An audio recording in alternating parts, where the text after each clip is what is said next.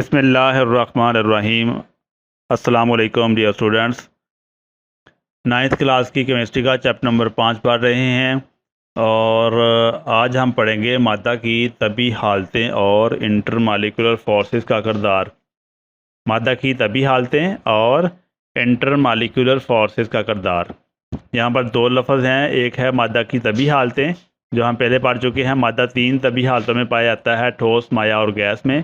और अब ठोस, माया और गैस के दरमियान, ठोस, माया और गैस जो 3 हालतें हैं, इन हालतों के बनने के लिए इंटरमालिकुलर फोर्सेस जो होते हैं उसका क्या किरदार है। इंटरमालिकुलर का मतलब होता है मालिक्यूल्स के दरमियान में। मिसाल के तौर पर जो वाटर है उसका ये एक H2O एक मालिक्यूल है। ये एक मालिक्यूल है H2O का। इसकी जो शक्ल होती है वो इस तरह से होती है कि यहाँ पर O और जो H का मालिक्यूल है यहाँ पर जुड़ा होता है और एक H इधर जुड़ा होता है। अब ये एक मालिक्यूल ये है, एक मालिक्यूल और दो मालिक्यूल के दरमियान में जो फोर्सेस बन जाती हैं उसको इंटरमालिकुलर फोर्सेस कहते हैं। यानी दो मालिक्यूल के दरमियान में फोर्सेस को इंटरमालिकुलर फोर्सेस कहते हैं। तो इंटरमालिकुलर फोर्सेस जो होती हैं इसका मादे की हालत बनने में यानी ठोस, माया और गैस बनने में क्या किरदार है। मादा जो होता है वो 3 तभी हालतों में पाया जाता है, ठोस, माया और गैस।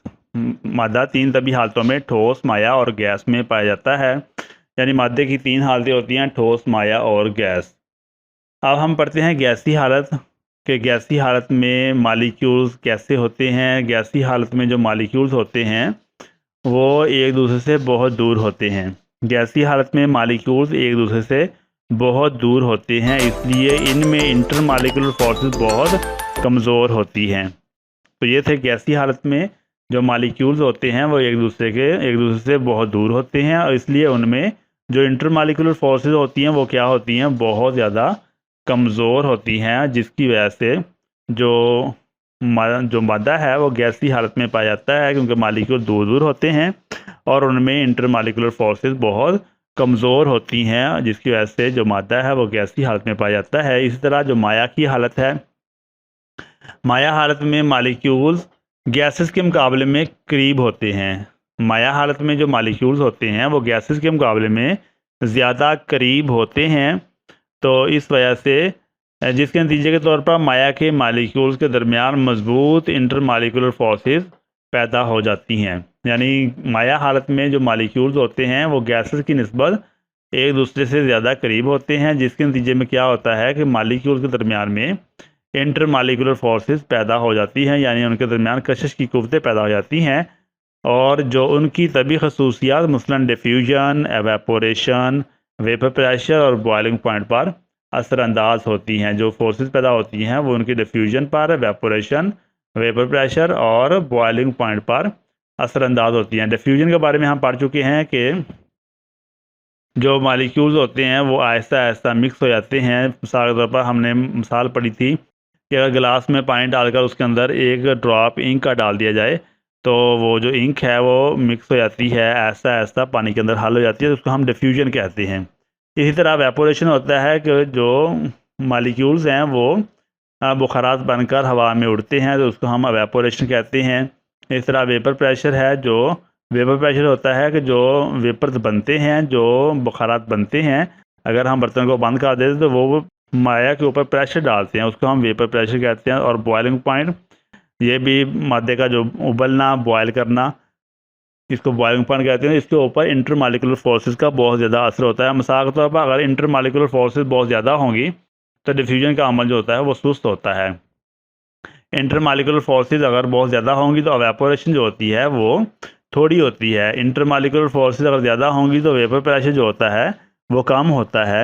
इसी तरह बॉइलिंग पॉइंट भी इंटरमालिकुलर फोर्सेस के ऊपर डिपेंड करता है कि जिन मादों की इंटरमालिकुलर फोर्सेस ज़्यादा होती है उनका बॉइलिंग पॉइंट ज़्यादा होता है और जिनकी इंटरमालिकुलर फोर्सेस कम होती हैं उनका बॉइलिंग पॉइंट भी कम होता है। तो इंटरमालिकुलर फोर्सेस जो होती है ये मादे की सभी खसूसियात मसलन डिफ्यूजन, एवेपोरेशन, वेपर प्रेशर और बॉइलिंग पॉइंट पर असरअंदाज होती है। ऐसे कंपाउंड जिनमें मजबूत इंटरमालिकुलर फोर्सेस होती हैं इनके बॉइलिंग पॉइंट्स ज़्यादा होते हैं। ऐसे कंपाउंड जिनमें क्या होती है, मजबूत इंटरमालिकुलर फोर्सेस होती हैं, उनके बॉइलिंग पॉइंट भी ज़्यादा होते हैं। इस तरह ये एक डायग्राम है, इसमें जो गैस है उसके मालिक्यूल को दिखाया गया है। ये गैस के मालिक्यूल आपस में बहुत दूर दूर हैं। गैस के मालिक्यूल में कोई भी इंटरमालिकुलर फोर्सेस नहीं है, गैस के मालिक्यूल दूर दूर हैं। यहाँ पर माया के जो मालिक्यूल्स हैं वो आपस में करीब करीब हैं, उनमें इंटरमालिकुलर फोर्सेस मौजूद हैं, वो आपस में जुड़े हुए हैं। और इसी तरह ठोस के जो मालिक्यूल हैं वो आपस में बड़ी तरतीब के साथ और बहुत ही मजबूती के साथ आपस में जुड़े हुए हैं। तो इस तरह ठोस जो होता है उसमें मालिक्यूल जो होते हैं वो हरकत नहीं कर सकते, वो अपनी जगह पर साकन रहते हैं। ठोस हालत में इंटरमालिकुलर फोर्सेस इतनी ज़्यादा हो जाती हैं कि मालिक्यूल हरकत भी नहीं कर सकते, वो एक बाकायदा तरीके से जुड़ जाते हैं, इसलिए ये बाया की निस्बत बारी होते हैं। तो ये था ठोस हालत। ठोस हालत में जो इंटरमालिकुलर फोर्सेस वो क्या हैं, बहुत ज़्यादा हो जाती हैं, जो कि मालिक्यूल हरकत भी नहीं कर सकते और वो एक बाकायदा तरीके के साथ जुड़ जाते हैं, इसलिए ये माया की निस्बत बारी होते हैं।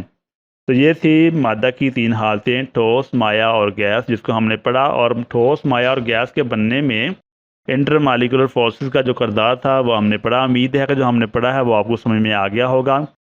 अपना बहुत सारा ख्याल रखिएगा। अल्लाह ताला हम सबका हामी और नासर हो। अल्लाह हाफिज़।